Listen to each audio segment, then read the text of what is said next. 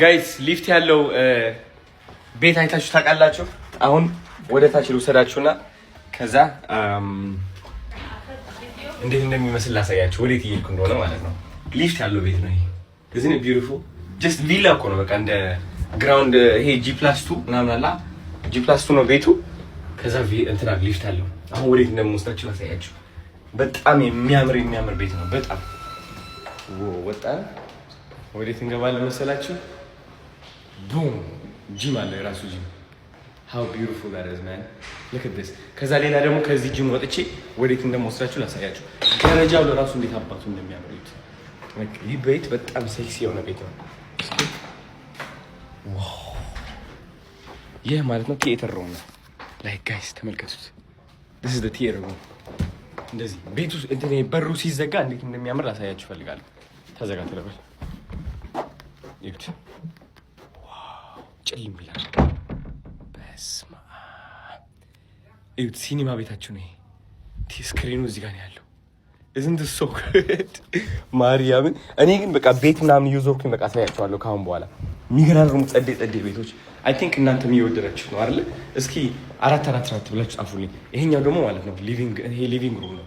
የግራውንድ ማለት ነው እታች ያለው ሌላ አለ ላይ። በጣም ነው የሚያምረው። ከዚህ ሁሉም በላይ ደግሞ ደስ የሚለው ምን እንደሆነ ታውቃላችሁ? ሉጣና እዚህ ላሳያችሁ። ተመልከቱ ጋይስ። ይሄኛው look how beautiful this is። ምን ይመስላችኋል ይሄ ጋይስ? ይሄ ምን ይመስላችኋል? this መኪና እዚህ ጋር ነው ቁጭ የሚለው። እዚህ ጋር ቁጭ ይልና ከዛ ይሄኛው ይዞራል 360 ዲግሪ ማለት ነው። እንዴት አባቱ እንደሚያምር። ከዛ ይሄኛው መውጫው ነው። ተመልከቱት። በዚህ ትወጣለህ ማለት ነው። like god damn man። በራስ መተማመናችሁ ዜሮ ከሆነ ይህ ቪዲዮ ለእናንተ ነው። በራስ መተማመናችሁ ለምንድን ነው የጎደለው? ይህ ምክንያት አስተዳደጋችሁ ነው።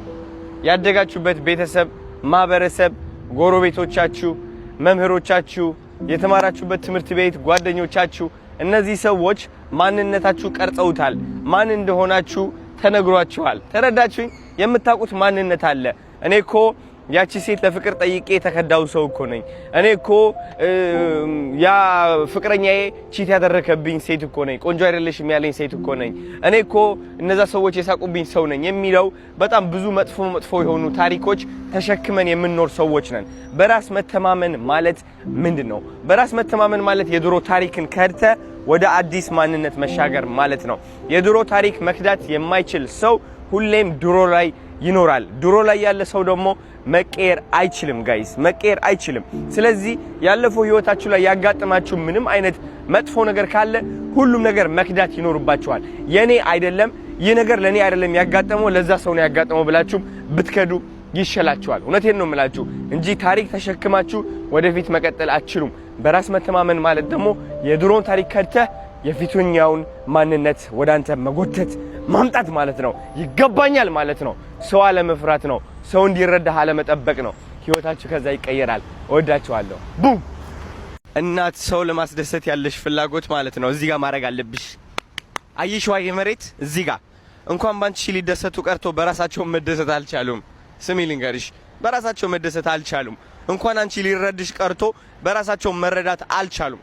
በቃ የማይረዳሽ ሰው ለማስረዳት እያልሽ ራስሽን ማጣት አቁሚ።